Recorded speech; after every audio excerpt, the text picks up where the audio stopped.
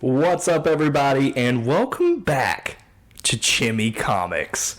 It's been a while since we last did one of these. Me and Riley got really excited, built y'all a set today that we're using for the first time, which is cool, honestly.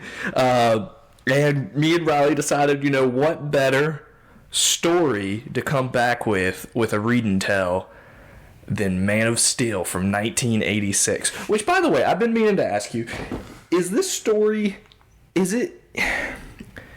what year did the movie come out? Superman the movie. That was, I think, 78? Wasn't it? So I feel like it took parts of that to the reason I know that is because they just came out with a miniseries titled Superman 78. Right. I think it was around that time, but it was before this comic. Yeah. You can definitely see the movie's influence, though. And he did pull from the movie a lot. Completely, pulled from the movie, which, is cool. Obviously, today, for Read and Tells, for those who don't know, what we do is we go issue by issue, give our thoughts on the story overall. But here at the start, obviously, we want you to read along with us, this being a Read and Tell. So, just to give our little high-level review of the story, Riley. Before we get into the review, I just want to kind of set up the stage for the comic. Go ahead. And kind of explain what's going on. So it's 1986. This is right after Crisis on Infinite Earths. So DC has been rebooted. They're looking for a fresh start. And who do they go to? They go to Marvel's biggest heavy hitter, John Byrne. This is like getting Aaron Judge from the Yankees to come to the Red Sox. This is a huge move by DC. So they get John Byrne, and he says, I want to do Superman, and I'm going to do it the Marvel way. So he pretty much revamps the character, simplifies things. He gets rid of other characters from Krypton, so it's just Superman that comes from Krypton at this point. And he introduces his take on Superman with this miniseries. So that's the setup. Like we said before, it's an origin story. Yeah, he pulls a lot from the movies. This, from my understanding, this was the origin story up until about 2003? I would think so, yeah. Yeah, up until about 2003, which I believe is when Birthright came out, I want to say. It might have been Secret Origin. One of those two, where they changed just a little bit of things. I think this origin is the one they've used the most, though, because, it's the one I'm most familiar with. Yeah, for sure. Yeah. The story overall, I really liked it. I liked how it was like an anthology, kind of. You got to see different pieces of Clark's life growing up. A few things that I thought was funny that I'll share. Okay. But anyways, if you want to read Man of Steel, I believe it's the 1986, correct? Man of Steel, 1986. Read it now. Come back to this video. Watch from here. We're going to be talking about it issue by issue. So let's start with issue 1. Okay. So go ahead, Riley. Go ahead. Start us out with issue 1. I have notes from what I got from issue 1. Yeah. Which is Jor-El, Real G, starter. Real G starter, which I assume what I meant by that is we kind of get the origin story of it wasn't a baby, from my understanding, that was in the escape ship. It was like the birthing matrix, and he was actually born in America. That's what I got from the impression. I think he was he might have been in the gestation period, I guess. Oh, okay. I would say he was being formed in the Matrix, and he pulled him out. Oh, okay. I understand it then. Okay. And then he put him in that ship. Yes. Kept him protected from all the radiation that was coming from Krypton. Right. So at this point, Krypton, apparently there's some kind of green energy that's coming from the core, and it's been... Not Brainiac yet, just for the Superman, the animated series fans right here. It's been poisoning Krypton citizens, and then eventually that's what you see when the planet blows up. You see that green stuff coming out of the ground. Yeah, Jor-El just goes, launch. But my favorite part is he shows her Earth. And there's She's appalled. Well, she's appalled by this man who is peak male fitness. You may not like it. You may not like it. Peak He is shirtless, muscled up, hairy, and she has an orgasmic reaction to this man, Riley. She goes, savages. Savages. To this shirtless man. I love the part when Jor-El was explaining to her what love is. Yeah. And he's like, I think I love you, wife. Hold me as we die. Hold me as we die.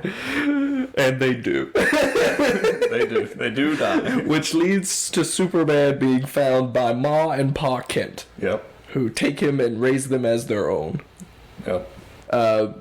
And then we get a couple of misadventures of how they figure out that this random baby they found in a spaceship is a superhuman, if you will. Mm-hmm. A superman, if you will. Their first theory is that he is from Russia, which makes sense. Yeah, during that time. At the time. It's the Cold War. But then he starts to get these powers. And right. This is not normal.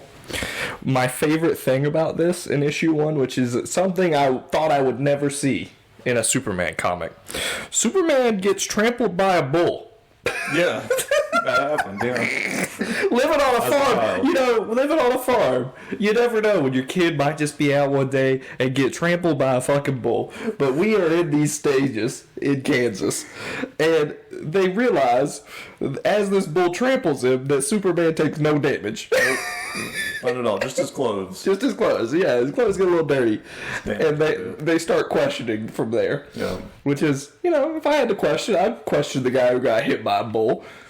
Why haven't we seen that in movies yet, Riley? I don't know. Why haven't we seen Superman versus Bullman? That's a valid question. His real villain. The real villain. He's had it out for him since childhood, Riley. Superman versus the Bull. There's another one where he gets pushed off a cliff by a dog, and that's what he learns to fly. Yes, he did. Another outrageous. I can fly. Another outrageous way.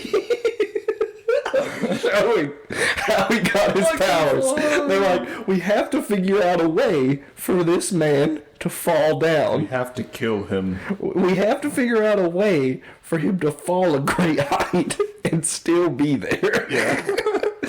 So what do? Dog.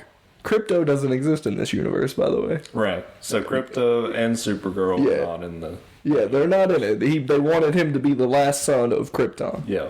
Live up to the name. No Superboy. They didn't want him to be super heroic. Right. So what does that tell us about Superman? He's got all these powers. Doesn't tell anybody.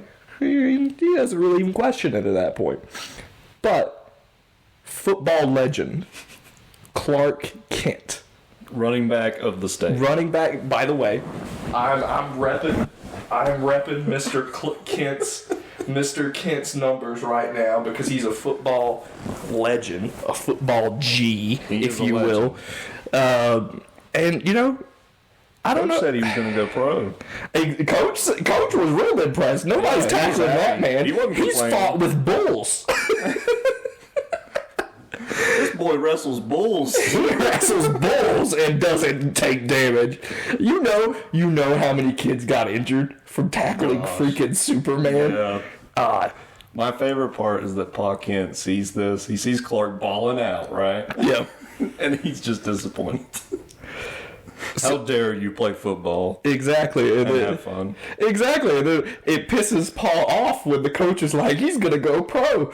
So that leads to him having the conversation with Superman of, boy, use an alien. Well, he doesn't say that. He shows him the rocket ship.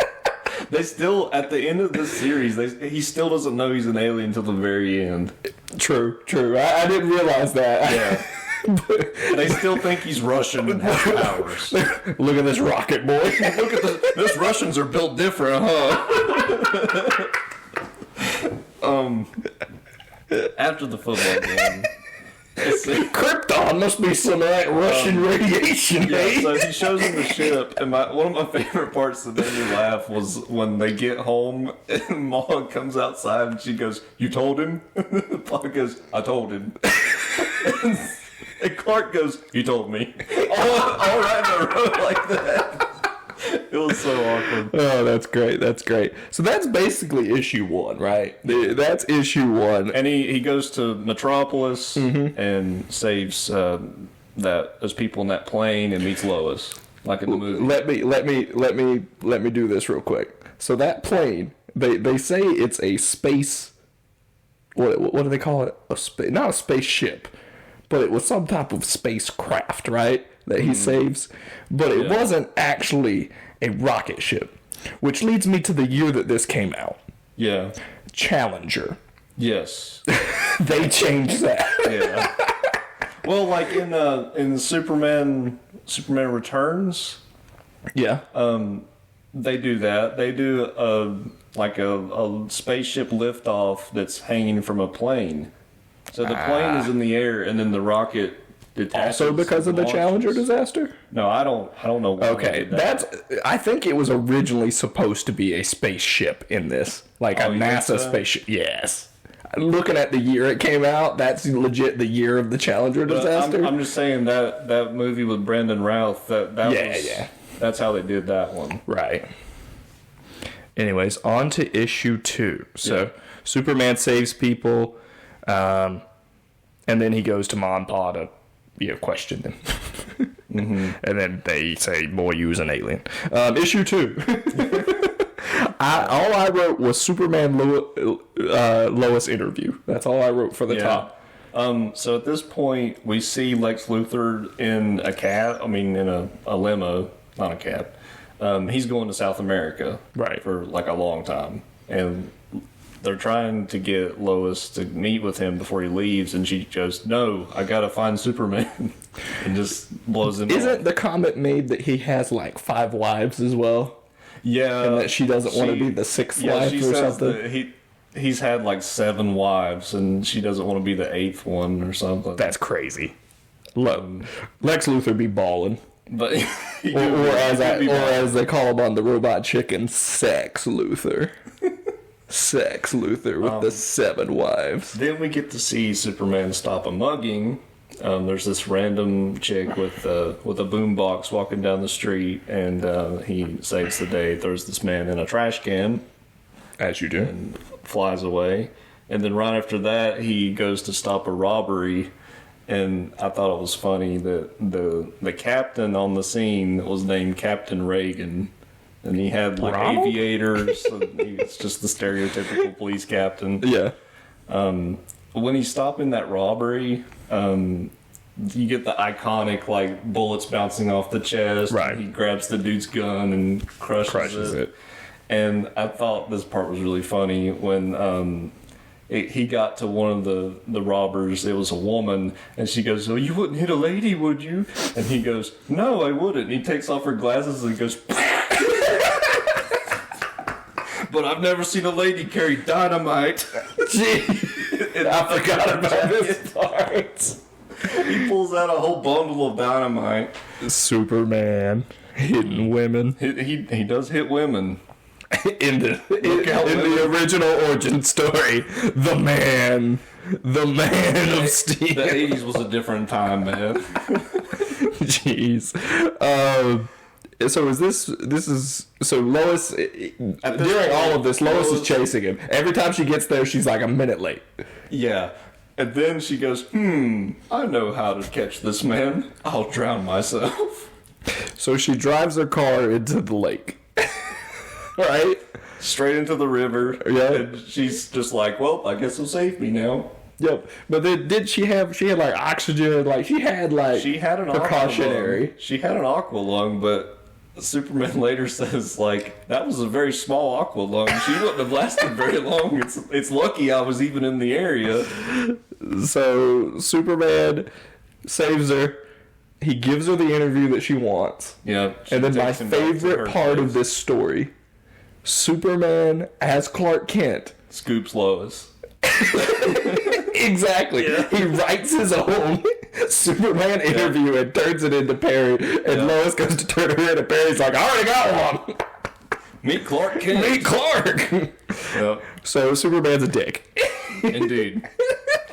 She already hates him. Yep, she already hates him. And honestly, when a person tries to kill themselves and Superman knows you tried to kill yourself just for an interview and he still one-ups you, bit of a dick. I mean, that's how their dynamic typically works that I've seen. Is like she's really drawn to Superman, loves him, and then doesn't really care for Clark at all. So it makes sense why he was like, I'm going to have Clark outscoop her, and then she'll just hate him right off the bat. And she brings it up in the next issue that, like... Scoop! Well, the next issue that we see Lois, she brings it up, and it's like... Right. So, do your parents know that they raised a swine? A swine? The next issue 3, is when he meets Batman. Right. Which... And Superman comes to Gotham and is like, yeah, you're a vigilante. I'm going to take you to jail now.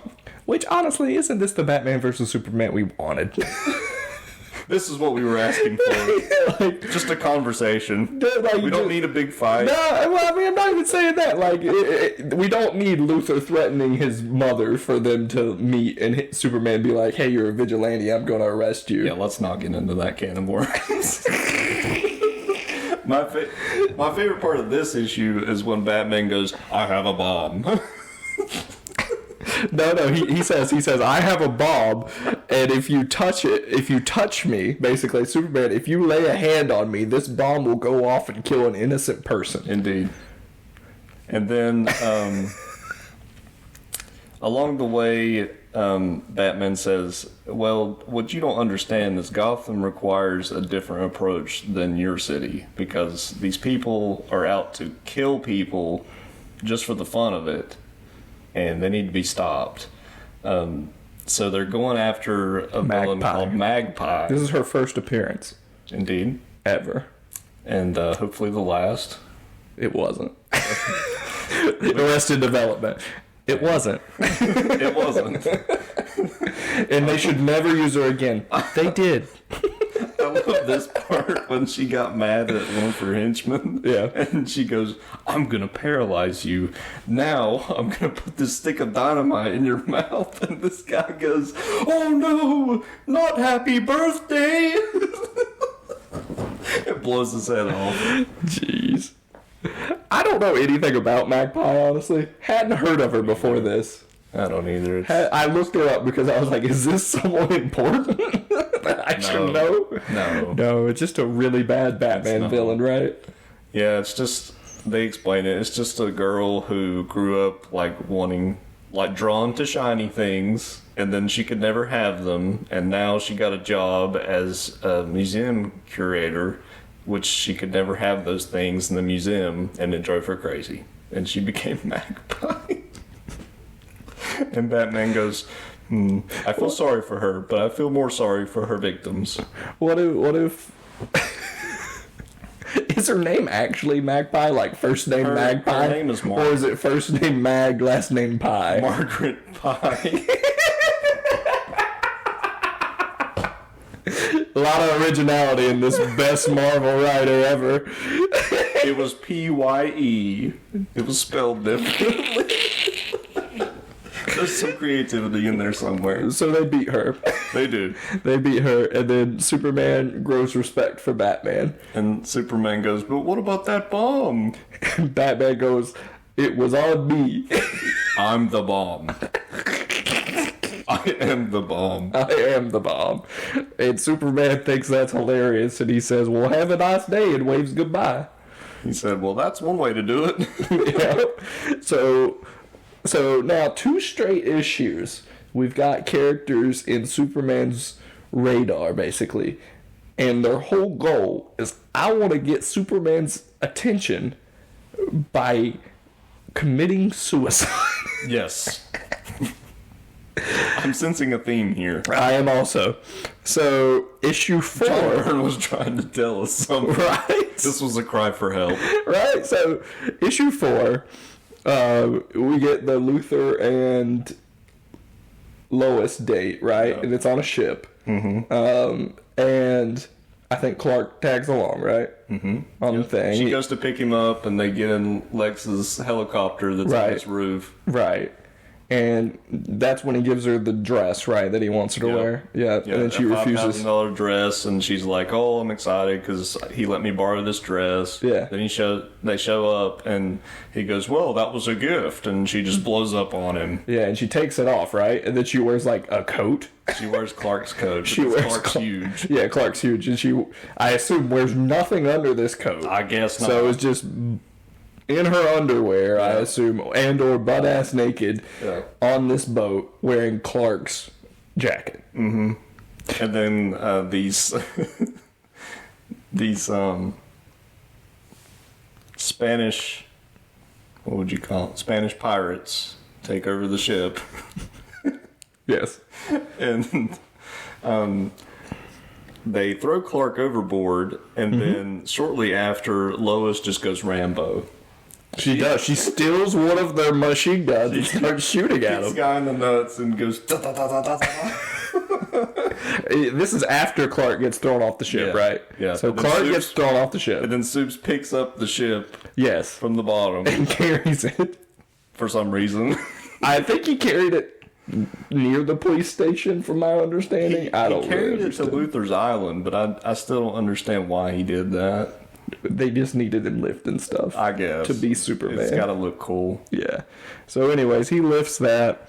And then it's revealed that Lex knew about the terrorist, and he knew they were coming, and that he has his own security, and they weren't doing anything. I thought it was really funny that he revealed this because it was completely unnecessary for him to say this. He could have just stayed silent.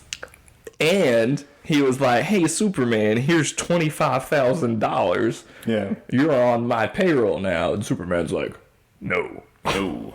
I'm not on your payroll. And by the way, a lot of these people could have been killed." And then the mayor goes, "Arrest that man." Which, I don't know how Metropolis works politically, but I don't know if the mayor has control of that. He also appoints Clark, not Clark. He deputizes him. Yeah. Yes, he makes Superman a deputy. Yeah. So Deputy Superman defends Metropolis. Indeed.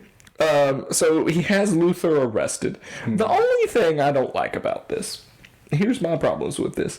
Every story has had characters do outrageous shit to get Superman's attention, and they face no repercussions. The second billionaire playboy Lex Luthor causes trouble or does the exact same thing.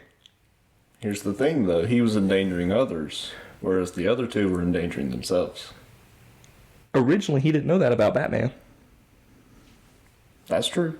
Batman just placed a bomb on That's somebody. true. He didn't say, "I'm going to arrest you." Who was going to arrest Batman? True. True. Superman. But he can't touch him. Well, either way. Ah. Either way. I just Batman's find too it. smart, I man. just find it a little odd. He knew this would happen. All I'm saying is I find it a little odd that Superman draws the line when Lex Luthor does something. Batman knew that Superman could be deputized at any moment. He knows what's up. He had the plan. He did. He planned it all out. File Z, but it was there. File Z, but it was there. But I just don't understand that because, I mean, yeah, Lois, sure. Lois, Yeah. she's only threatening to kill herself. Yeah. Killing herself is not a crime in the eyes of Superman, apparently. Yeah. So he doesn't do anything with them. But, I mean, Lois, I guess he just thought she just drove in by herself, which I guess he did, but either way, I don't know. It happens. I just think it's a little odd. People drive that off he bridges. drew the line at Lex Luthor and then they're like, "Oh, Clark got killed," and Superman's like, "No, he didn't. I saved him." But I mean, he endangered all the people's lives on that ship. I mean, I understand it. I mean, it's like depraved indifference. It's like when you're watching a person drown. I don't know about that. I mean, You don't have to He act, had a but- fully equipped and armed security team that could have jumped in at any moment, and he told them not to. He said, "Do not." Superman We're would waiting have. for Superman. True. Fair enough. I just found it a little odd based on this 2 stories before this, and I was bothered that this kept being a plot point of people just trying to get Superman's attention. I didn't notice the pattern, but you're right. Yeah, I wanted more of Superman, like I would have been okay with Lex Luthor just being like, "Hey, Superman, work for me. Here's a $25,000 retainer." And that's our first interaction with Superman meeting Lex, and then maybe it's the terrorist to get him to show up. And Lex gives him a piece of his mind. Yeah. I like the part when he gets out of the slammer and he just goes, "You've made a big mistake, Superman. I own this town." He does, and he's got orange hair. I decide whether people live or die in this town. This is my town, Superman. He's kind of right, though. He's Luthor. I mean, he's really rich and powerful. The next one, though, it has your favorite villain that you've been waiting for. It wasn't. Me am Bizarro. It has Bizarro, and it's from... No one asked for Bizarro, I don't think. No, but Lex is cloned Superman. He created a perfect clone of Superman, and also Lois's sister's in the story. Indeed, Lucy is in the Lucy story. Lane, who Bizarro loves, from my understanding. Me hate Lucy. Me hate Lucy. When this issue starts, Superman comes in carrying a suit of armor that Lex sent after him. Yeah. And he goes, this still has your logo on it. Yeah. Like, I know it's yours. And the guy that was operating it still has a LexCorp ID. And he was like, "Well, if you'll look, Superman, that equipment was stolen and that employee was fired." Exactly. Lex has it all planned out. And one part that was hilarious is when Luthor was saying that this guy was basically, his mind was fried in this suit because it was a side effect of the suit. And he goes, "But that guy just went, bleep, bleep, bleep." That's how it describes he lost his mind. That had me dying. But then the next scene, Luthor goes to a lab to talk to the scientist who's making this clone. Right. And apparently Lex Luthor is just completely fluent in Chinese. Yes. No problems at all. I think he should be. I'm impressed. He's a very smart man, that Lex I'm Luthor. impressed. One of the smartest men in DC. But the clone fails because they designed the cells in the clone. Based on a human, right? Yeah, based on known elements, not unknown elements. Yeah. So it just falls apart. It falls apart. And then it's Bizarro. Yeah. And then they kind of fight, but not really. Him and Bizarro? Yeah. So Lucy is blind. Forgot about that. Lois's sister. And That's a major plot point. that is a major plot point of this issue, yeah. But Lois goes to work, and Lucy's just like, "Well, I've wanted all my life to be a flight attendant, and they just don't have a need for blind flight attendants, so here I go." She actually says this, and then flings herself out of the skyscraper. And Superman saves her too.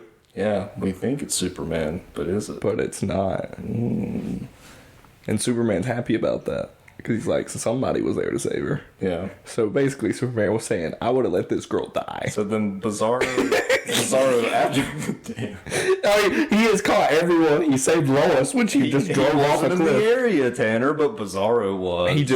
I guess Lois is very lucky Superman was in the area when she drove off into the lake. He said that. He said she was very lucky I was in the area. She probably would have died. You think Superman goes on like news channels? Like, can you imagine Superman giving a Fox News interview and they're like, "Well, why did you save these people, Superman?" And he's just like, "I wasn't in the area."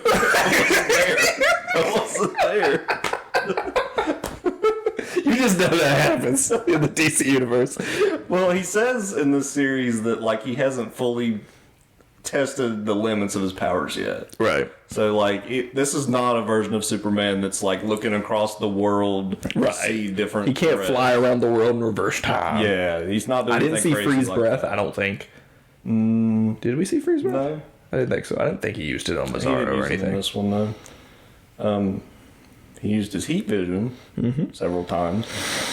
But Bizarro then robs a clothing store, grabs a jacket and some glasses, and comes to work. Because he's Clark Kent. Yeah. So we get Bizarro Kent. And Superman's like, I can't have this guy dressing like Clark Kent and coming to work. People are going to catch on. Lois is very smart. She'll see this. There's one part when Bizarro swoops in and picks up Lois and kisses her. Yep. She smooches her. He smooches her. But then they end up fighting. And then at the end, Superman's just like, I've got an idea. This guy is getting really dusty. I bet if I fly into him really fast, he'll blow up. So he does. And then it snows Bizarro. And Lucy can see again by some miracle. He went back to his football career where he could just tackle an end of man right there. Just run through him. He did that to kids in high school. He just turned them to dust. He had that football player mindset. I'll just hit him really hard and run right at him. But, like, apparently the cells in Bizarro are what they broke down the poison that Lucy had been blinded with. She still apparently had some of that in her eyes from when a carjacker had thrown some kind of chemical in her eyes. Right. And so now she can see again, which is great. Good for Lucy. Yay, Lucy. But no more Bizarro. But she can see now. Bizarro am alive. Poor Bizarro. And then they're like, do you think Bizarro meant to do that? And Superman's like, I think he did. I think he did. And that's how the story ends. I think that guy knew what he was doing. I think he was a well-intentioned young man. Lucy, you were loved. You should not have jumped off that building. You were loved. I like to think a little part of me lives in Bizarro. A part of Bizarro lives in me. That's it. Yeah. Every Bizarro story I've ever read, I end up feeling sorry for him. Like, well, that's how it's really supposed to be. It's just sad. But now we're on the last issue. Clark goes home. Yep. Back to Smallville. And Pa mentions something like, oh, wait till you see, and then Ma bumps him and it's like, hey, shut up. He'll find out. Don't spoil the surprise. Well, Clark is like trying to get some sleep, can't sleep because he's thinking about what Pa is hiding from him. Mm-hmm. And he goes down to the fridge, tries to get some milk, and then here comes Jor-El. You know, Big Milk. You know, Big Milk had some sponsorships in them pages, don't you? Big Milk. Big Milk. Let me see if Big Milk was present in this issue. You can't. I mean, you won't see it because they don't have the ads in these old issues. Let me see if Big Milk was here. But I guarantee it. I guarantee. Nah, there's no labels, unfortunately. I guarantee. When he was actually going for some pie. Oh. He was going to eat pretty much a whole pie right here. My man. That's a midnight snack if I've ever seen There you one. go. But yeah, there's Jor-El. I hate Jor-El's costume, by the way. Oh yeah, it's very cool. It's awful. What's up with these clouds on his arm? That's what... He got marshmallows coming up the sides of his arms. But he basically has a vision of him, his dad, and his mom in Krypton. And they're trying to tell him about Krypton, and it gets cut off, and he sees Lana standing there. He's at Lana's house. And Lana's just basically like, hey, let me hit you with this, I love you. And you left me. I have always loved you. Yeah, she's always loved him. Superman for All Seasons did this way better. And he broke her heart. And that's all I could think about when I read this. Every time I've read that too, and every Lana Lang story, I just think, why did they not put him with Lana? I like her so much more than I like Lois. They're so good for each other. I hope James Gunn does something with Lana. I would love I that. doubt it, but I hope he does. They don't have to stay together or anything. I just want to see him date Lana. I just in want some him. capacity. I mean, he's gonna have Jimmy. We already know that. Yeah. So if he has Alana too, I just want a bigger friend group for him. Yeah. I'm okay with that. Yeah. Yeah. At least show him dating her in high school or I think something. it humanizes him when he has more friends. Yeah. Definitely. He's got to have more friends. You need more friends. And unfortunately, Lana, that's all you were to him. A friend. That's a nice segue. Thank you. Then later on, Superman gets bombarded by Jor-El again, and he's like, "Help! Help! He's hurting me!" And Pa shows up and goes, "Yeah!" with the shovel. Pa coming in with the shovel. That killed me. But then Superman learns everything there is to learn about Krypton shortly after that. Mm-hmm. He knows all their songs, pretty much all the history of Krypton, just like he lived there. And at the very end of the issue, he goes, "Nah, I'm American." American male! American male! He's like, "But none of that matters because I'm American." I was born in America. He said, "Yeah, I like this history, and it's cool and stuff, but America." But America. And that, But have you heard of America? home of the free. Let me ask you this, Jor-El. Have you heard of America? They're not ignoring any global issues that could cause the destruction of the planet. No, not at all. Not I at can all. trust these Americans. Not at all. You red commie. But that is the Man of Steel. Indeed. So what's your overall thoughts? Overall, I enjoyed it a lot. Nothing really new here, but that's fine. I wasn't expecting anything new.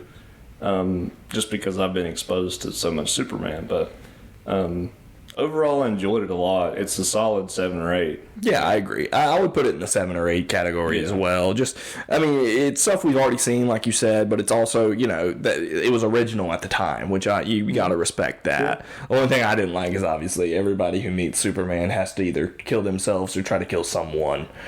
At this time, too, the art was very dynamic. Oh, I love the art.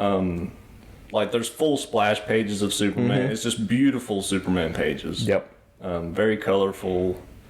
But yeah, I like the art a lot. I mean, that's what John Byrne is known for, is his art.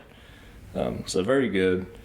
And if you like Superman, read it. Definitely read it. And it kicks off his series that went for about 2 years. He took over all of Superman at that time. Mm-hmm. They were basically just handing him the keys to Superman. They told him, do what you want, just revamp Superman, make us some money. So, and he did. That's what he did. And this is the Superman that everyone loves. Indeed. The post-crisis Superman is the one that everyone loves and cares for. Definitely. So, well, the main question is, can we be expecting any more of these, Tanner? From me?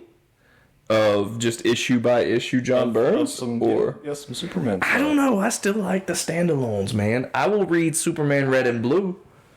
Think of them all as like miniature standalones. I can't do that. The part of me is like, it's not canon anymore, so I don't care. But like when it's a big standalone story, I love those. Like Superman for All Seasons, love that. Mm-hmm. I do want to read Superman Red and Blue. These are pretty much canon. I mean, with Rebirth, they went back to continuity. Yeah, they went back to post-crisis. They reversed New 52 continuity. Right. So, like, it's the stuff before Crisis that's not canon. Right. That all that, like, goofy, campy stuff. Right. That's the stuff that's unfortunately doesn't count anymore, but it's still good stuff.